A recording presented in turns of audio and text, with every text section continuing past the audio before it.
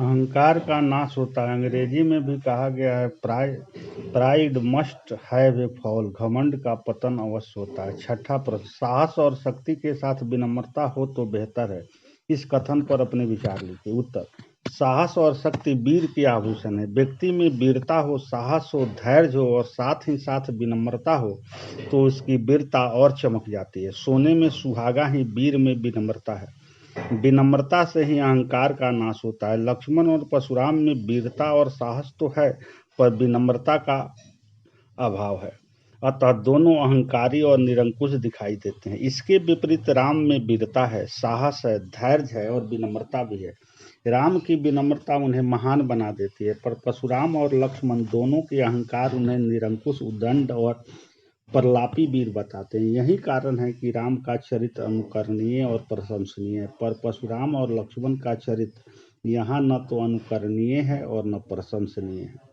सातवां प्रश्न भाव स्पष्ट करें। पहला है, बिहसि लखन बोलय मृदु बानी, अहो मुनीस महाभट मानी, पुनि पुनि मोहि देखाव कुठारू, चहत उड़ावन फूकी पहाड़ू। उत्तर है, लक्ष्मण जी हंसते हुए व्यंग में कहते हैं कि आप जैसा महान योद्धा धरती पर है नहीं।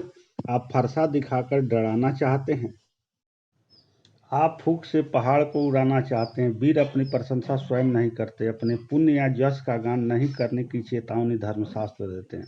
अपनी प्रशंसा आप करने से या अपना यशगान आप करने से पुण्य छिन्न हो जाते हैं। कहा भी गया है, self praise need no recommendation.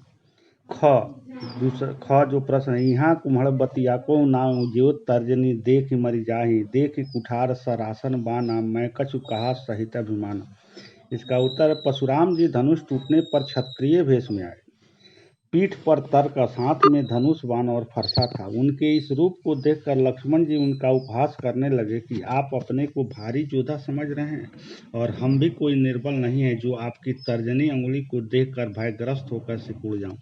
हम कोहड़े की बतियां नहीं है। पीठ पर तर्क, साथ में कुठार और धनुष बाण देखकर क्षत्रिय योद्धा समझकर कुछ कड़ी अहंकारपूर्ण बातें कह दी हैं। आप भृगुवंशी हैं, ब्राह्मण हैं, अब आप पर हम क्या वीरता दिखलाएं। ग जो प्रश्न है, गाधि सुनू क हृदय हसी, मुनहि हरि हरे सूझ, अयमय खाण न ऊख मय, अजहु न बूझ अबूझ।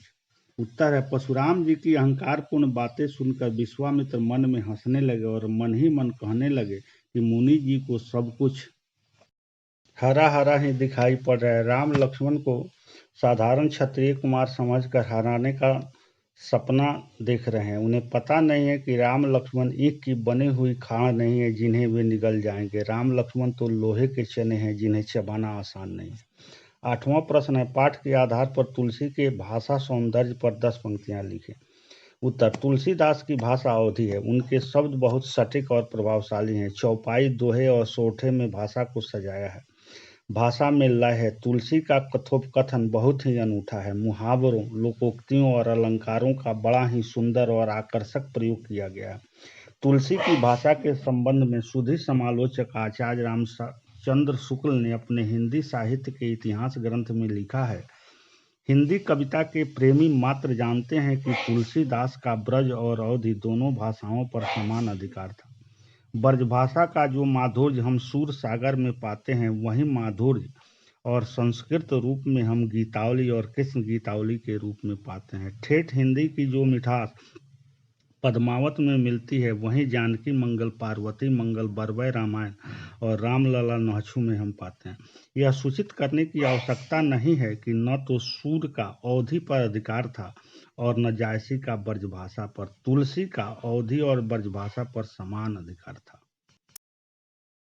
नौवां प्रश्न, इस पूरे प्रसंग में व्यंग का अनूठा सौंदर्य उदाहरण के साथ स्पष्ट किए। उत्तर, लक्ष्मण परशुराम संवाद व्यंग प्रधान है। व्यंग बहुत चुभता है। व्यंग का अनूठा सौंदर्य इस संवाद में मिलता है। धनुष भंग के पश्चात बहुत क्रुद्ध होकर क्षत्रिय भेष में पीठ पर तर्क, साथ में धनुष और फरसा लिए परशुराम का आगमन होता है और वे कहते हैं कि मैं बाल ब्रह्मचारी और बहुत क्रुद्ध हूँ, क्षत्रिय कुल का द्रोह हूँ, 21 बार क्षत्रियों का संहार किया है और पाई गई सारी भूमि ब्राह्मणों को दान में दे दिया है। परशुराम जी के इस बड़बोलेपन, आत्म प्रशंसा का उत्तर लक्ष्मण अपने व्यंग्यपूर्ण वचनों से देते हैं। लक्ष्मण जी में वाक पटुता है। हाजिर जवाबी के कारण उनके व्यंग बहुत ही सटीक और प्रभावशाली हो गए हैं। उसके कुछ उदाहरण हैं। हमने बचपन में बहुत धनुहियाँ तोड़ी थी, पर आपने बहुत क्रोध नहीं किया। इस संवाद के कुछ महत्वपूर्ण व्यंग्य वचन। पहला, बहु धनु तोड़ी लड़काई, कबहु न असी रीस कि नहीं गोसाई। दूसरा, सुनहु देव सब धनुष समाना। तीसरा, पुनि पुनि मोहि देखाव कुठारू, चहत उड़ावन फूक पहाड़ू। चौथा, कोटि कुलिस सम बचन तुम्हारा, व्यर्थ धरहु धनु बान कुठारा। पांचवा, सूर समर कर निकर ही कहई जना वही आप।